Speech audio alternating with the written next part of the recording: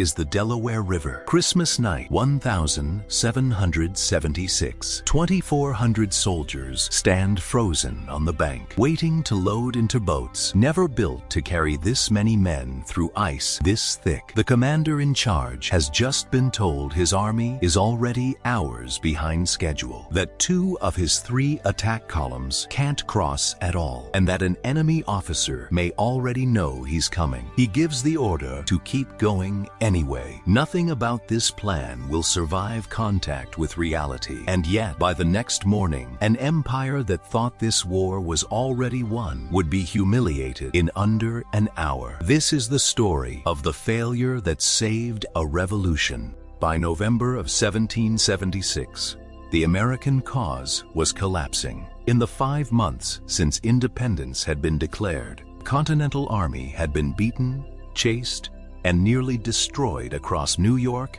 and New Jersey. One disastrous retreat after another. That August, the British had landed over 30,000 troops on Long Island and shattered Washington's defenses so completely that his entire army nearly surrendered on the first real day of fighting. Only a foggy night escape across the East River had kept the war alive. The losses kept coming. New York City fell. Then a fort along the Hudson, where nearly 3,000 American soldiers were captured in a single afternoon. The British moved so quickly afterward that fleeing soldiers left tents, cannons, and kettles still cooking over open fires. What followed was not an organized retreat. It was a scramble. An army that had started the year near 20,000 strong had shrunk to fewer than 6,000 men, bled dry by desertion, disease, and expiring enlistments. And the number kept falling by the day. The mood among American leaders bordered on panic. One prominent statesman privately admitted the cause looked hopeless.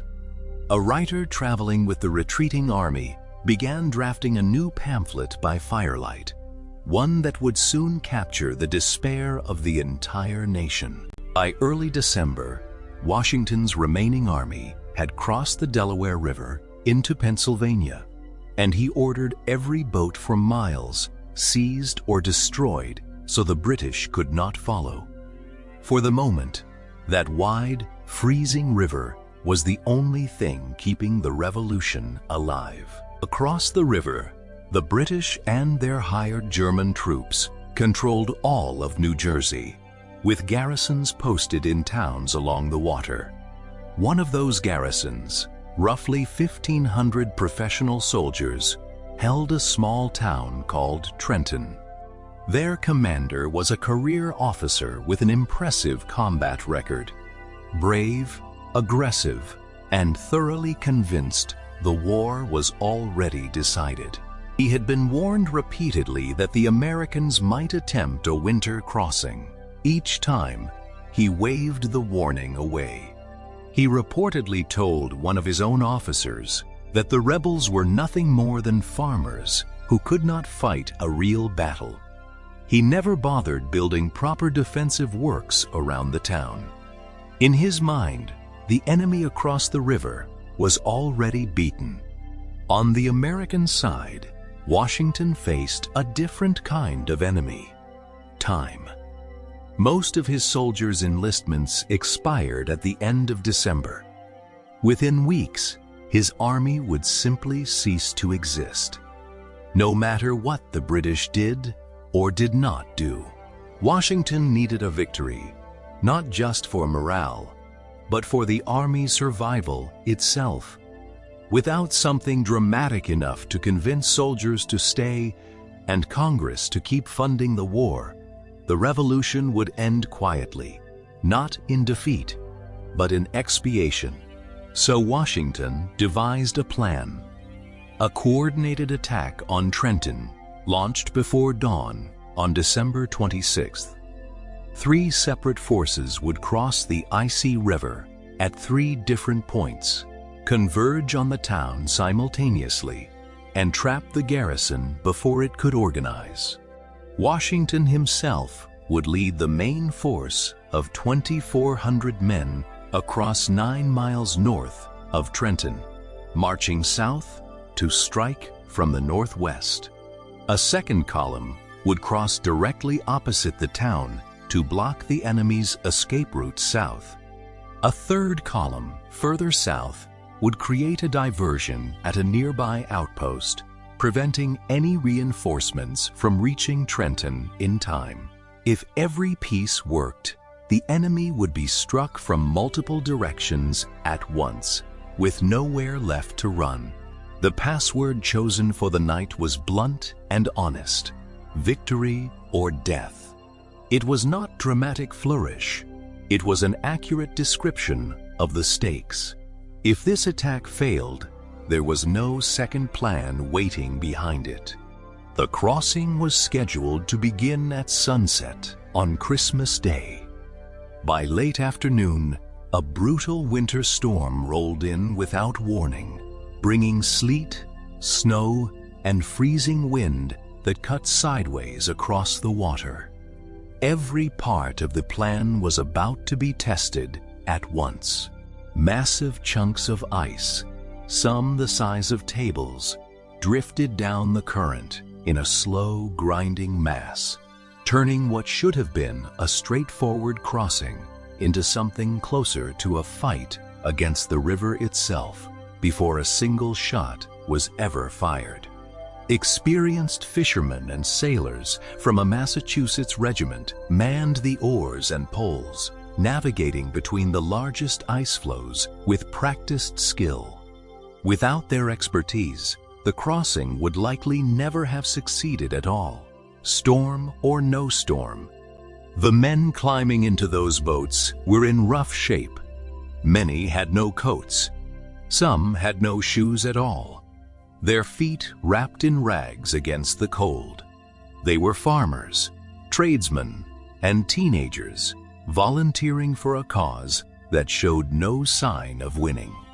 Loading and crossing 2,400 men, 18 cannons, and dozens of horses took nearly 9 hours in that weather. By the time the final boat reached the New Jersey shore, it was 3 in the morning, 3 full hours behind schedule, with a 9-mile march still ahead. Then the plan began to unravel. The second column, 700 militia assigned to block the enemy's escape route, could not get their boats across the ice at all. Their commander made the call to stay on the Pennsylvania side. The southern route out of Trenton would remain completely open. The third column managed to get some men across, but could not move their artillery through the ice. Without cannons, their commander judged the planned diversion too risky and pulled his men back. The distraction meant to pin down enemy reinforcements never happened. Washington's force was now completely alone. No blocking column to the south. No diversion to draw enemy attention elsewhere. Just 2,400 exhausted, freezing soldiers marching down a dark road toward 1,500 well-trained professional troops, hours behind schedule, with dawn approaching fast. Washington could have turned back. 2/3 of his plan had already collapsed, and surprise, the entire foundation of the attack was slipping away with every passing minute. He kept marching. Soldiers without shoes left blood in the snow with every step. At least 2 soldiers would die from exposure during that march alone, before a single shot was fired. Officers later described men too exhausted to speak, their faces blank, with a fatigue that had moved past discomfort into something closer to numbness. About 4 miles from the crossing point, the column split as planned into 2 divisions, one moving inland to approach Trenton from the north, the other following the river road to strike from the west, both aiming to hit the town from different angles at once. During the march, Word reached Washington that the storm had soaked his soldiers' gunpowder completely, rendering their muskets useless. His reply back was 2 words: use the bayonet. There would be no turning back over a technical failure now. Around 8 in the morning, the lead soldiers ran into an enemy outpost just outside town. A short exchange of fire sent the sentries running back to sound the alarm. The surprise was no longer total, but the enemy had barely 10 minutes of warning. 10 minutes is not enough time to organize 1,500 soldiers still recovering from Christmas celebrations into a coherent defense. American troops surged into town from 2 directions almost simultaneously, and their artillery commander moved fast to seize the advantage. A young former bookseller turned artillery officer positioned his 18 cannons at the heads of the 2 main streets running through town and opened fire straight down their length. Unlike the soaked muskets, the cannons worked perfectly, and the effect was devastating. The garrison stumbled into the streets in chaos, caught completely off guard. Their commander desperately tried to organize a counterattack, forming his men in the open street and attempting to charge directly at the American cannon positions, blocking their path. It was a brave attempt. It was also hopeless. American riflemen fired from windows and doorways on both sides of the street, while the cannons tore through the formation. The enemy commander was struck by musket fire and fell from his horse, mortally wounded. Without their commander, the enemy's command structure collapsed almost instantly. Some units tried to fight their way east. Others ran for the unguarded bridge to the south, the exact escape route the failed Second American Column had been meant to block. That route should have offered a clean escape for the entire garrison, but the storm had swollen the creek beyond safe crossing. While some soldiers did make it across, the bulk of the garrison found itself trapped in an orchard on the town's edge, surrounded and leaderless, taking cannon fire from multiple directions with no officer left to organize resistance. Close to 1,000 enemy soldiers laid down their weapons and surrendered. The entire battle, from first contact to final surrender, had lasted less than an hour. The numbers were almost impossible to believe. Roughly 900 prisoners taken, along with their muskets, cannons, and regimental flags. Fewer than 100 enemy casualties. And on the American side, not a single soldier killed in the fighting itself. A handful of Americans were wounded, including a young lieutenant who took a musket ball to the shoulder and nearly bled to death before a doctor managed to save him.